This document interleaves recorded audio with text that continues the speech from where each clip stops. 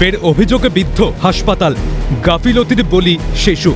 Islampur super speciality হাসপাতালের ঘটনা, সদ্যজাতর মৃত্যু ঘিরে উত্তেজনা। সূত্রে খবর, অসুস্থ 3 দিনের শিশুকে নিয়ে হাসপাতালে এসেছিলেন এক মহিলা।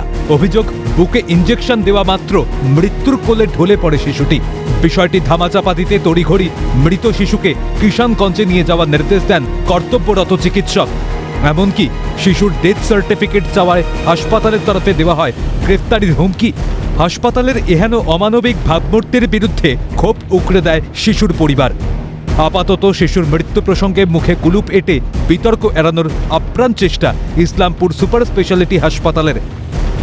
ডাক্তার আনছিলাম তো লেজার দিছিল সুই মারছিল একটা, সুই মারতে সঙ্গেই মরে গেছে, মারা হয়ে গেছে।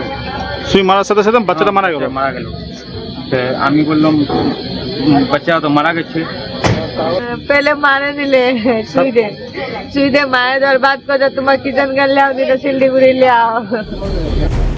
শিশু মৃত্যুতে হাসপাতালে ধুন্ধুমার পরিস্থিতি তৈরি হওয়ায় হাসপাতালে এসে শিশুর পরিবারের সঙ্গে কথা বলেন ইসলামপুর পুরসভার 6 নম্বর ওয়ার্ডের কাউন্সিলর অমল কুমার সরকার। পরিবারের পাশে থাকার আশ্বাস দিলেন তিনি।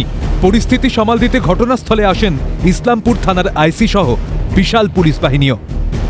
তো আমরা দেখলাম যে এখানে এসে আমরা জানতে চাইলাম, আমি কাউন্সিলর হিসাবে আমি জানতে চাইলাম ডাক্তারের কাছে, কারণ ডাক্তার বলছে না আমরা সার্টিফিকেট দিতে পারবো না। কেন বলছে আপনাকে মরা লোকটাকে আবার ভর্তি করতে হবে, তারপরে আপনাকে সার্টিফিকেট দেবো। এখন আইসি সাহেব উপরে আছেন, আইসি সাহেব ওনাকে ডাক্তারকে বুঝাচ্ছেন। নার্সরা যা দুর্ব্যবহার করলো ওইখানে, ডাক্তারের সাপোর্টে পুরো কথা বলছে। তাহলে ডাক্তার আর নার্স যদি এই সুপার হসপিটাল চালায়, আমরা চাই এরকম সুপার হসপিটাল এখানে না থাকলে অনেক ভালো। কিন্তু প্রশ্ন থেকেই যায়, চিকিৎসার গাফিলতিতে আর কত মায়ের কোল খালি হবে এভাবে? আর কত মৃত্যু হলে টনক নড়বে প্রশাসনের? রাজ্যে সুপার স্পেশালিটি হাসপাতালের উদাসীনতায় শিশুর মৃত্যু হলে আর কাকে ভরসা করবে আমজনতা? নন্দদুলাল সরকারের রিপোর্ট, ক্যালকাটা নিউজ।